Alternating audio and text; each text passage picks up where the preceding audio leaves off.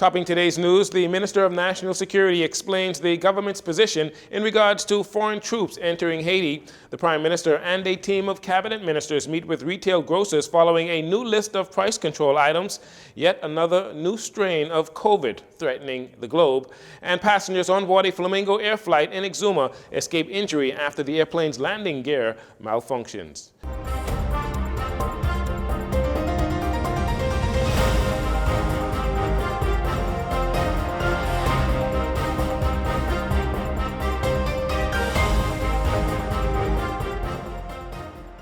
Good evening, Bahamas. I'm Jerino Saunders. This is your JCN Evening News. It's a pleasure to have you join us. Last week, Minister of Foreign Affairs Fred Mitchell put Bahamian citizens on guard as it relates to the instability and humanitarian crisis persisting in Haiti. Mr. Mitchell suggested that under the guidance of the United Nations, CARICOM countries, including the Bahamas, may be involved in a united military operation that could possibly go into Haiti and try to help the government reestablish law and order. Today, the Minister of National Security spoke about the government's latest position in this regard. We hear more in this report by Destiny Johnson. The government is willing to send Bahamian law enforcement troops to assist with the crisis in Haiti. National Security Minister Wayne Monroe telling reporters as much just before the weekly cabinet meeting this morning. They may be sent to help in the fight for relief if the need arises, he says.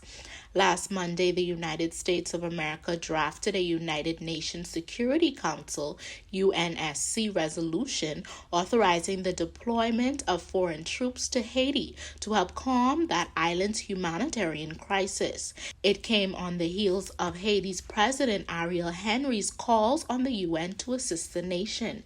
It also comes on the heels of UN Secretary General Antonio Guterres sending a letter to UNSC calling for military forces to be sent to Haiti. As the Minister of Foreign Affairs says, we're a member of the United Nations. We joined in 1973. We're a member of the Organization of American States, and we're a member of CARICOM. The Prime Minister will be taking over chairmanship of CARICOM next month in November.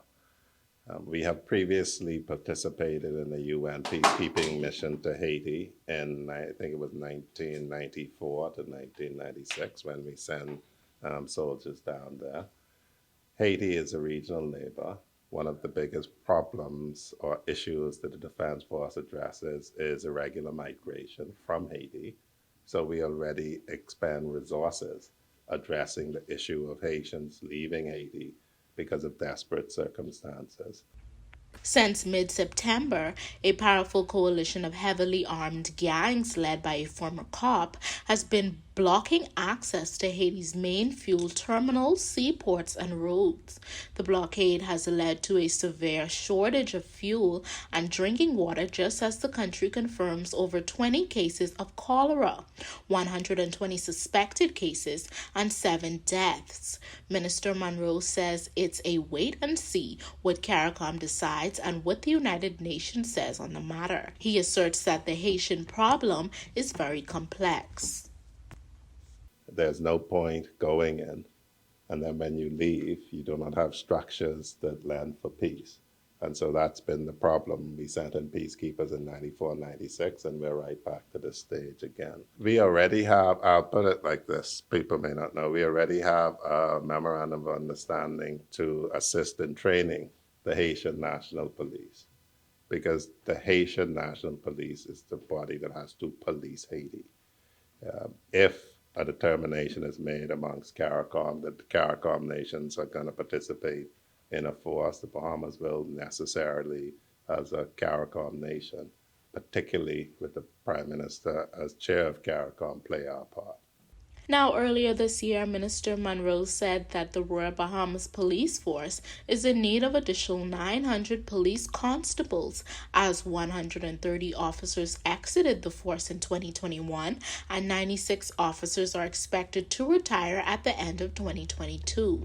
He says if the government was to send officers to Haiti, his ministry would have to come up with operational plans.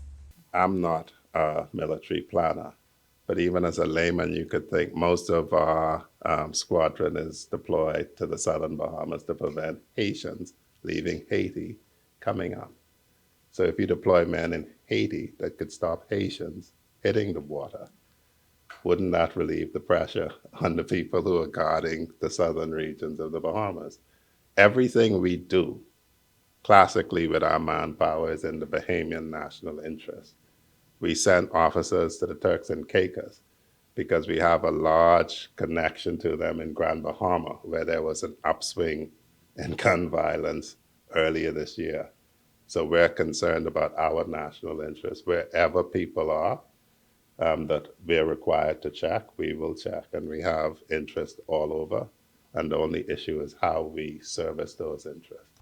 In a voice note on Sunday, Foreign Affairs Minister Fred Mitchell also said the Bahamas may be called upon as part of the United Nations multinational intervention to tackle the unrest and instability in Haiti. This will not be the first time that the Bahamas has taken part in this type of mission, according to Minister Mitchell. Back in 1994, 141 troops were sent to Haiti to assist. For JCN News, I'm Destiny Johnson. Thanks for that report, Destiny. Following several days of the Bahamas Retail Grocers Association lamenting the government's decision to make adjustments on the list of price control items, Minister of Finance, Prime Minister Philip Davis, along with Minister of Economic Affairs, Senator Michael Halkitis, Deputy Prime Minister Chester Cooper, Attorney General Senator Ryan Pinder, Agriculture, Marine Resources and Family Island Affairs Minister Clay Sweeting, and officials from the Price Control Commission all met with the association on Monday night. And according to Senator Halkitis, it was a good meeting. Just before the weekly cabinet meeting this morning, the economic minister shared a few details on that meeting, including some of the concerns from the association. We heard their concerns about the impact on their business. One of the main points they made was the notice period that they thought should be longer. We came away saying that we will get some additional input from them on some adjustments that they think can be made, and that we will hopefully have all of those issues resolved by this Friday. And so we committed to not going to the full enforcement until we've sorted all those issues out. We've asked them to provide us some additional suggestions on how they think that we can attain the goals that we have, i.e. bringing relief to the public. And so, all in all, we thought it was a fruitful discussion. I think they understand our position, we understand their position, and both of us understand that perhaps we both will not get everything we want, but I think it was very positive. There has been some concern that the limiting of wholesale and retail markup of everyday items will result in job layoffs and store closures, but the Economic Affairs Minister says there is a middle ground that can be reached.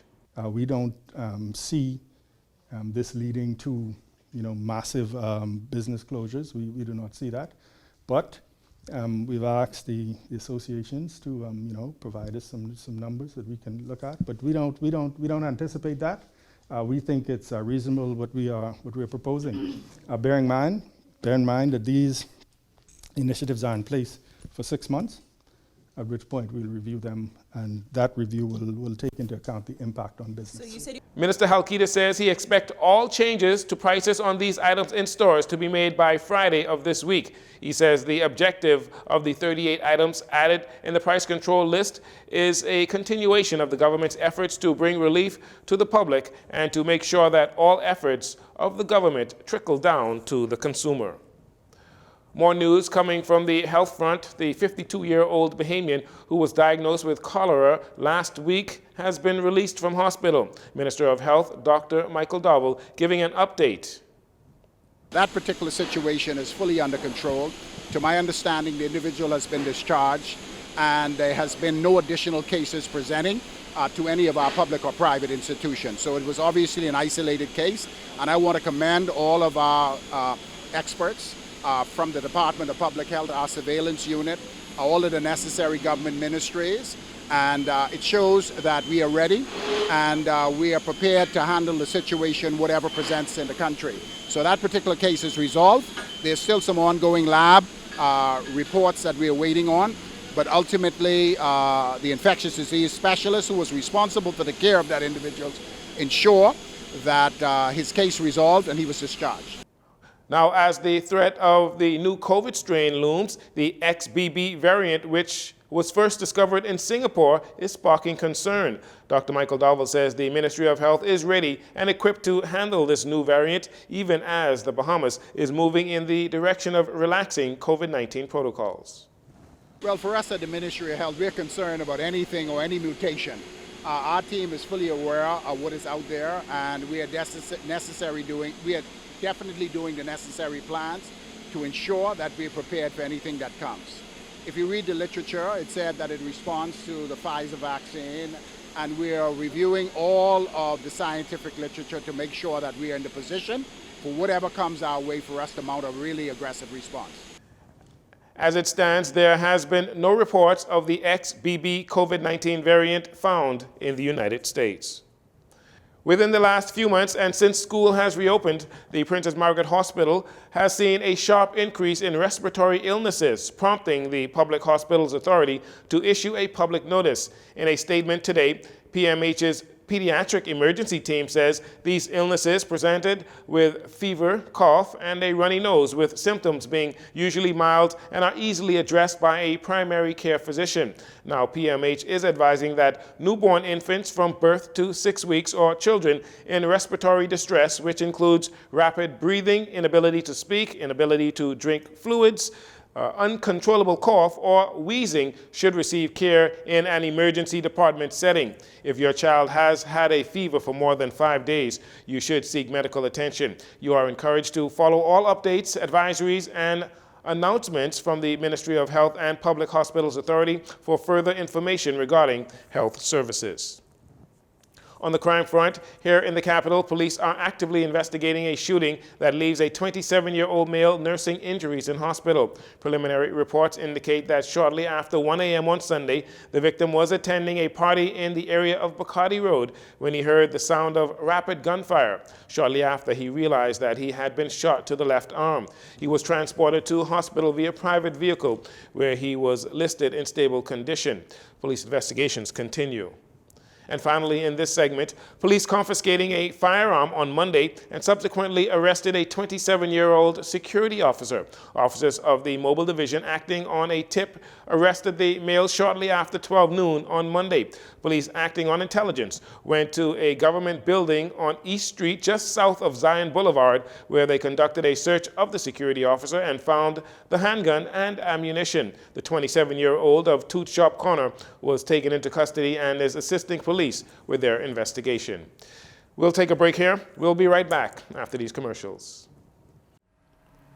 Problem gambling and addiction has many faces. You never really know you have a problem until it has overtaken you.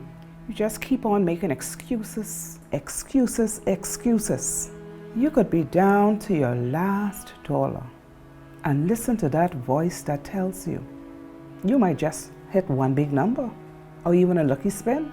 Before you know it, you begin chasing your losses and borrowing money from your friends, family, and even strangers.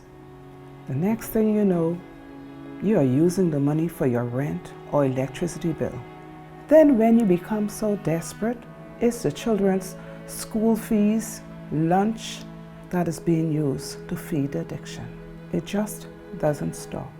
No matter how much you lose or how many people you hurt, you're the last person to admit that you have an illness. You are in constant denial, lying to yourself and playing the blame game. They don't understand. They don't get it. Everyone is always judging me. You stress me out and cause me to gamble. You become your own worst enemy without even realizing it. It wasn't until I lost the trust of everyone that was there for me and was completely alone that I can see that something had to change. I really needed help. I just couldn't do it on my own. If you or anyone else you know needs help, please call the numbers on your screen. Remember, hope and help is available. call today.